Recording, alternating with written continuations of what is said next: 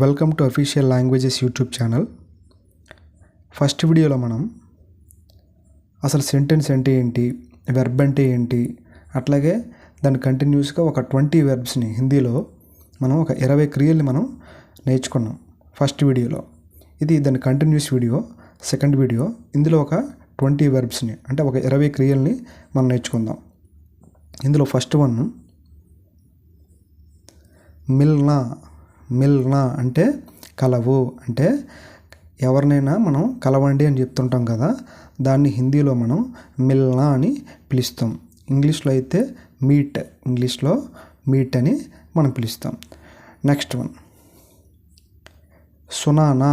సునానా అంటే తెలుగులో మనం చెప్పు, అంటే ఏదైనా ఒక స్టోరీ చెప్పడం, ఏదైనా చెప్పడం అనే దాన్ని మనం చెప్పాలనుకుంటే హిందీలో మనం సునానా అని మనం చెప్తాం. అదే ఇంగ్లీష్లో అయితే టెల్ అని చెప్తాం మనం. Next one చోడ్నా. చోడ్నా అంటే విడిచిపెట్టడం అనమాట. తెలుగులో మనం విడిచిపెట్టు అని చెప్తాం కదా, దాన్ని చోడ్నా అని హిందీలో పిలుస్తాం అనమాట. చోడ్నా అంటే ఇంగ్లీష్లో మనం లీవ్ అని మనం చెప్తాం. నెక్స్ట్ వన్ ఉంచు. దేన్నైనా ఉంచండి అని చెప్తూ ఉంటాం కదా మనం తెలుగులో నార్మల్గా, దాన్ని రకణ అని పిలుస్తాం హిందీలో. రకణ. రకణ అంటే ఉంచు అని అర్థం అనమాట. ఇది ఇంగ్లీష్లో మనం ఏమైనా పిలుస్తాం అంటే కీప్, ఇంగ్లీష్లో కీప్ అని మనం చెప్తుంటాం. నెక్స్ట్ వన్ సంజానా. నెక్స్ట్ వన్ ఏంటంటే సంజానా. సంజానా అంటే అర్థం చెబుతూ, అంటే మనం తెలుగులో వివరించు, అంటే దేన్నైనా వివరించండి అని చెప్తుంటాం కదా, దాన్ని మనం హిందీలో సంజానా అని మనం చెప్తూ ఉంటాం.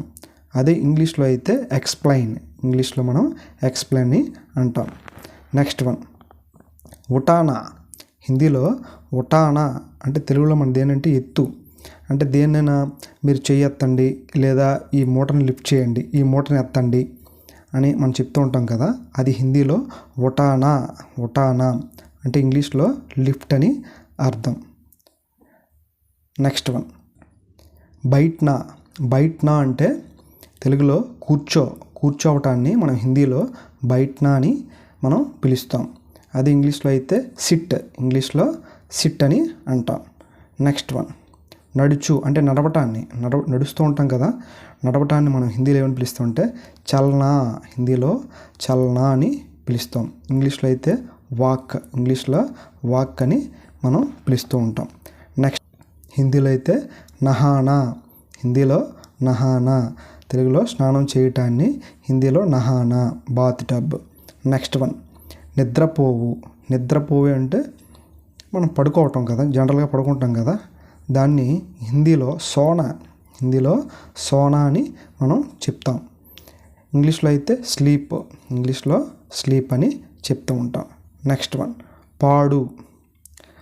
దేనైనా ఒక పాట పాడటాన్ని దాన్ని మనం చెప్తుంటాం కదా, తెలుగులో చెప్తుంటాం కదా, పాట పాడండి అని, ఇలా పాడు. ఆ పాడు అంటే హిందీలో గానా, హిందీలో గానా, గానా అని మనం పిలుస్తూ ఉంటాం.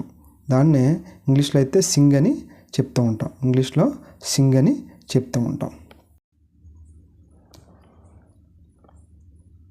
Next one బోల్నా. బోల్నా అంటే తెలుగులో మాట్లాడు, మాట్లాడు అని చెప్పడానికి మనం హిందీలో ఏమంటామంటే బోల్నా అని మనం చెప్తూ ఉంటాం. ఇంగ్లీష్లో అయితే స్పీక్, ఇంగ్లీష్లో స్పీక్. నెక్స్ట్ వన్ అలంకరించు. అలంకరించు అంటే హిందీలో సజానా, ఇంగ్లీష్లో డెకరేట్ అని ఇంగ్లీష్లో పిలుస్తాం, హిందీలో అయితే సజానా. సజానా అంటే అలంకరించుట అని. Next one కోరుకొను. కోరుకొను అంటే కోరుకొను అంటే ఏదైనా కోరుకోవటాన్ని మనం ఏం పిలుస్తామంటే హిందీలో చాహనా, ఇంగ్లీష్లో వాంట్ అని, హిందీలో అయితే చాహనా అని, ఇంగ్లీష్లో అయితే వాంట్, హిందీలో చాహనా. Next one ఇష్టపడు. దేన్నైనా మనం ఇష్టపడతాం కదా, ఒక అమ్మాయి ఒక అబ్బాయిని ఇష్టపడుతుంది, ఒక అబ్బాయి ఒక అమ్మాయిని ఇష్టపడుతున్నాడు, సో ఇట్లాంటి ఇష్టపడు, దేన్నైనా మనం ఇష్టపడడాన్ని హిందీలో పసంద్ కర్నా అని పిలుస్తాం, హిందీలో పసంద్ కర్నా, పసంద్ కర్నా. లైక్, ఇంగ్లీష్లో అయితే లైక్ అని చెప్తూ ఉంటాం. నెక్స్ట్ వన్ నో చెప్పు. అంటే ఎవరైనా మనకి నచ్చని పని ఏదైనా చెప్తే మనం నో చెప్తాం కదా, అలాంటప్పుడు మనం హిందీలో ఏమని పిలుస్తామంటే నా కహనా, నా కహనా, నా కహనా అని హిందీలో చెప్తాం. ఇంగ్లీష్లో అయితే సే నో. ఇంగ్లీష్లో అయితే సే నో. నెక్స్ట్ వన్ మనం ఏంటి, ప్రారంభించు అంటే హిందీలో మనం షురూ కర్నా హిందీలో మనం షురూ కర్నా అని చెప్తాం ప్రారంభించు అన్నదానికి. ఇంగ్లీష్లో అయితే స్టార్ట్. నెక్స్ట్ వన్ ముగించు అంటే ఇంగ్లీష్లో ఫినిష్ అని చెప్తాం అనమాట. అదే హిందీలో అయితే మనం ఏం పిలుస్తాం, ఖతం కర్నా. హిందీలో ఖతం కర్నా అని మనం ముగించు అనే దానికి హిందీలో ఖతం కర్నా అని చెప్తాం. నెక్స్ట్ వన్, హోటల్లో ఉండండి. హిందీలో మనం ఏం చెప్తాం, హోటల్ మే టహరానా అంటే తెలుగులో మనం హోటల్లో ఉండండి. ఇంగ్లీష్లో అయితే stay in a hotel. Next one, మర్చిపోవు. దేన్నైనా మనం మర్చిపోవటం అని చెప్తుంటాం కదా, మర్చిపోవు అన్న దాన్ని హిందీలో ఎలా చెప్తామంటే మనం బోల్నా. ఏమని చెప్తాం, బోల్నా అంటే మర్చిపోవటం అనమాట. ఫర్గెట్, ఇంగ్లీష్లో ఫర్గెట్ అని చెప్తాం. నెక్స్ట్ వన్, లాస్ట్ వన్, చేరుకో. ఎక్కడికైనా చేరుకోవటానికి మనం చెప్తుంటాం కదా, దాన్ని ఇంగ్లీష్లో రీచ్ అని చెప్తాం. చేరుకోవటాన్ని ఇంగ్లీష్లో రీచ్ అని చెప్తాం. హిందీలో అయితే